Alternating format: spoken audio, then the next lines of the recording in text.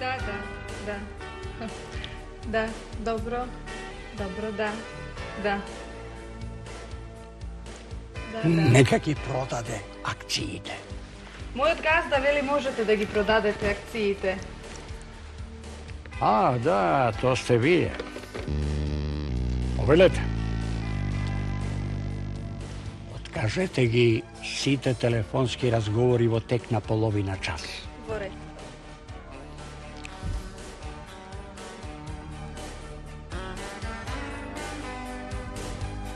Виски? До мене е навистина тешко да се стигне. За мене времето е пари. Но вие сте упорен. То ми се допаѓа. А ми се допаѓа и хонорарот од вашата редакција.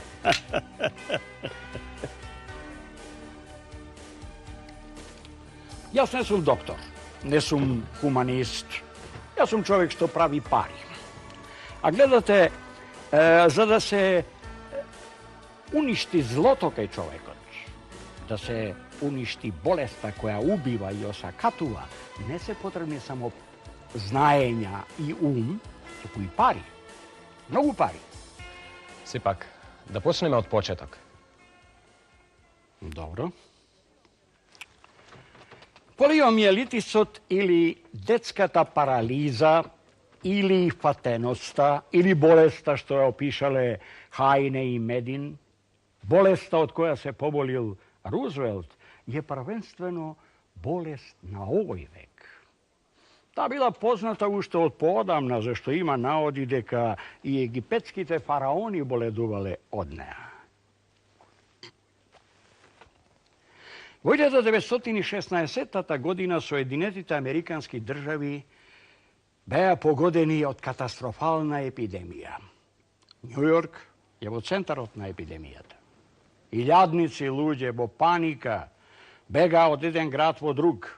Луѓето почнаа да веруваат дека Господ ги казнува поради појавата на најголемиот порок на 20-тиот век, на капиталот, на парите, кои ги разорнува основните морални вредности кај човекот.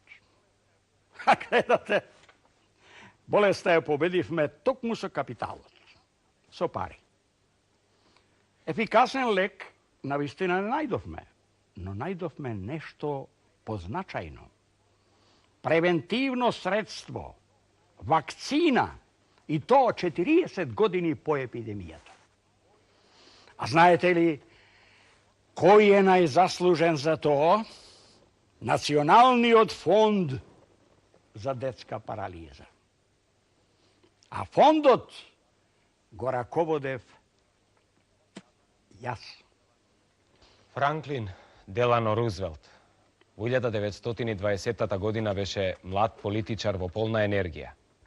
За жал, неговата трагедија имаше големо значење за борбата против детската парализа. Рузвелт го поминувал летото со својата фамилија на островот Кампобело. Едно утро се разбудил со висока температура, а само по 2 недели нозете му биле безнадежно парализирани. Дали може би оваа болест му беше мотив повеќе да се бори за председател на Соединетите Американски држави? Не знам. Може би.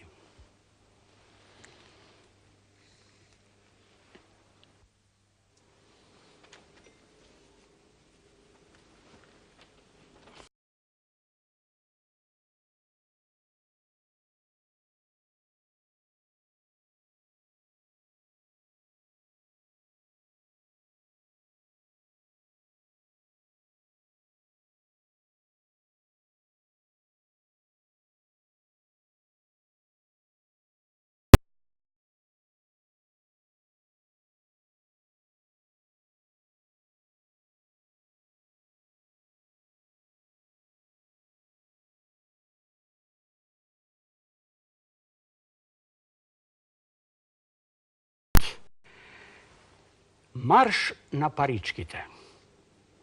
Беше упатен апел по радиото.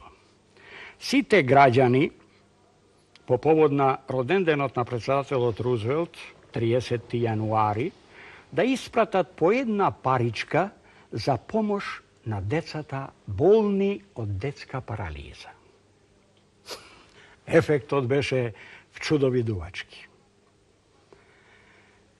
Се испратија огромен број пратки со паричиња.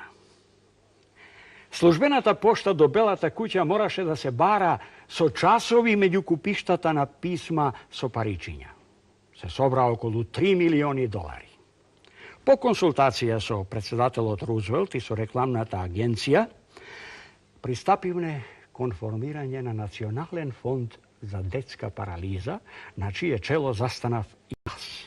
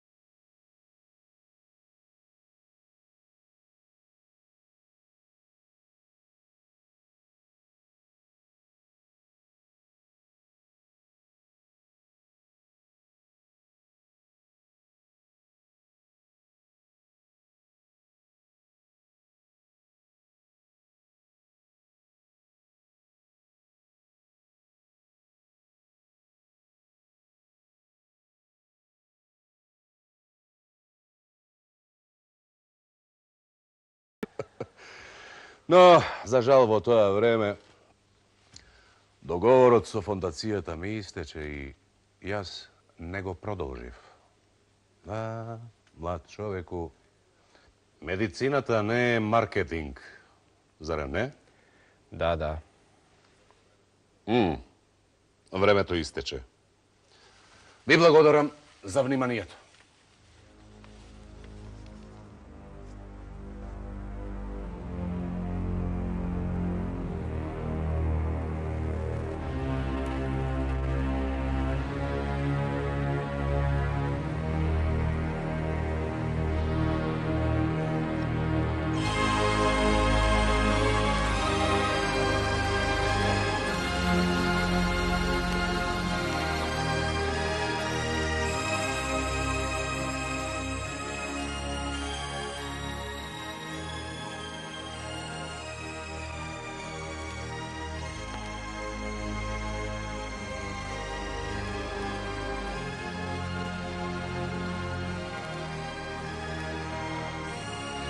О, поведете. Ве очекувам веќе неколку дена. Поведете. Знаете, мала релаксација. Американски навики. Поведете. Летот за Тел Авив беше неколку пати откажуван. Што би се напиле?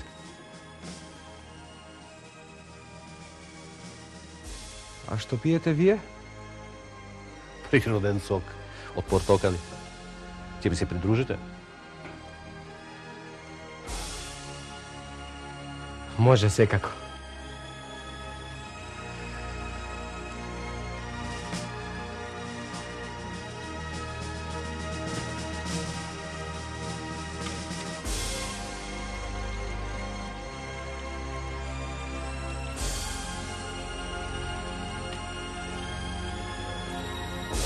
Благодарам.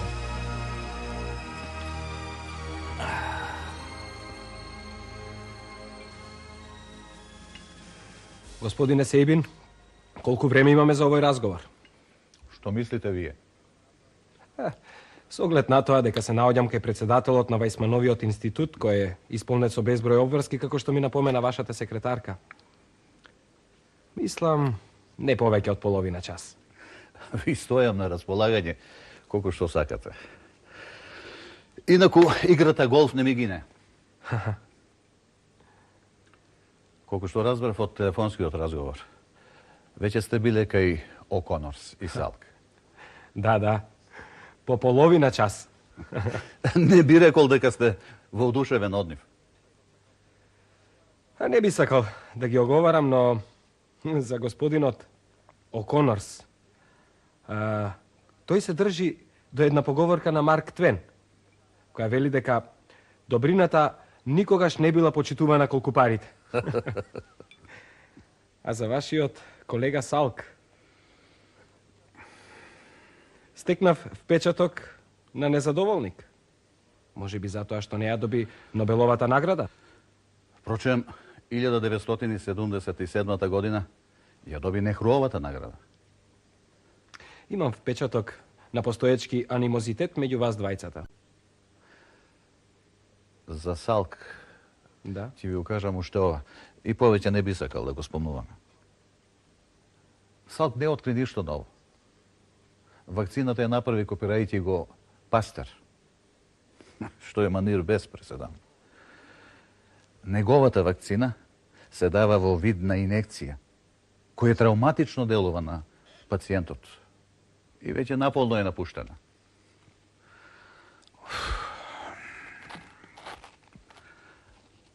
Може би сакате уште сок? О, да. Овде е навистина жешко и покрај еркоднишенот. Имате ли податоци за мене? Многу малку. Вие сте полски евреин кој на 15 години емигрирал во Соединетите Американски држави. Да, да. И живеевме кај некои роднини во Патерсон, Нью Джерси. Поточно кај вујко ми, кој беше завен лекар, имаше приватна ординација. Да. Немаше деца. и ми овозможи да завршам гимназија. И јас продолжив да студирам медицина. Ме забележаа во Рокфелеровиот институт и веднаш ме вработија. А дали уште тогаш изучувавте детска парализа? Дојдов до повеќе сознанија. Тука имате, повелете, документација, за да не ве обтоварувам со стручни работи. Потоа работев во детската болница во Синсинати. Беше страшно. Таа година, 1939 изби епидемија. Децата ми умираа на раце. Буквално престануваа да дишат. Не можеа да дишат. Немавме доволно вешачки белодробија. Таму ќе најдете податоци за се што ви интересира. Но, најбитно беше што успеав да добијам од ослабнати полиовируси вакцина за сите 3 типа. Првата експериментална доза ја примив јас лично и мојата фамилија. А потоа затворениците од Синсинати. Резултатите беа одлични. Одлични. И практични. Вакцината не се даваше во вид на инекција, туку во вид на голтка течност која се пие, што е многу поприфатливо, бидејќи се работи за имунизација на деца. А потоа следеше промоција на вашата вакцина, ја патентиравте и практично ја применивте во целиот свет. Да. Следуваше слава, почести, пари. Докторе Сейбин, може би го завршивме нашиот диалог. О, не. Ќе ве одведам во мојата градина со портокали.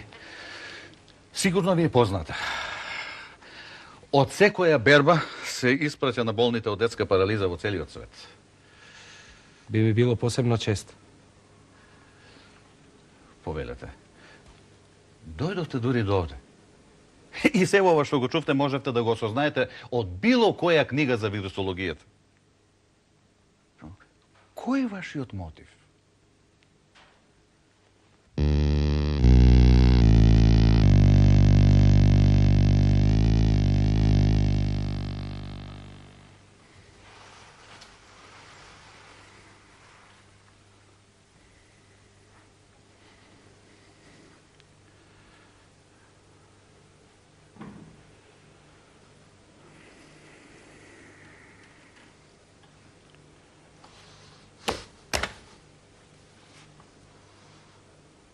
Денес вакцинирањето против детска парализа е скоро беззначајна работа. Децата испиваат лажичка течност. Само голтка од вашата вакцина, обезбедувајќи си спас од ова во што сум јас сега.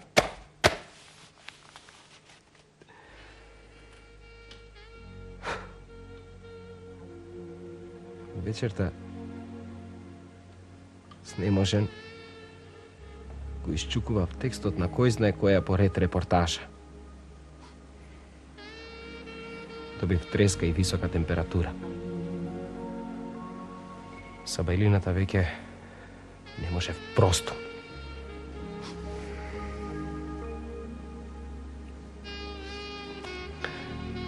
Требаше да проголтам од вашата спасоносна течност. Господе, каква негрижа.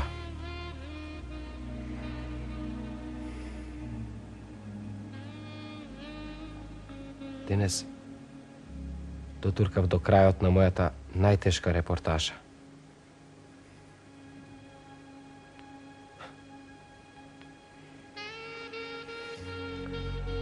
Заслужив портокал од вашата градина, господине Сейбин.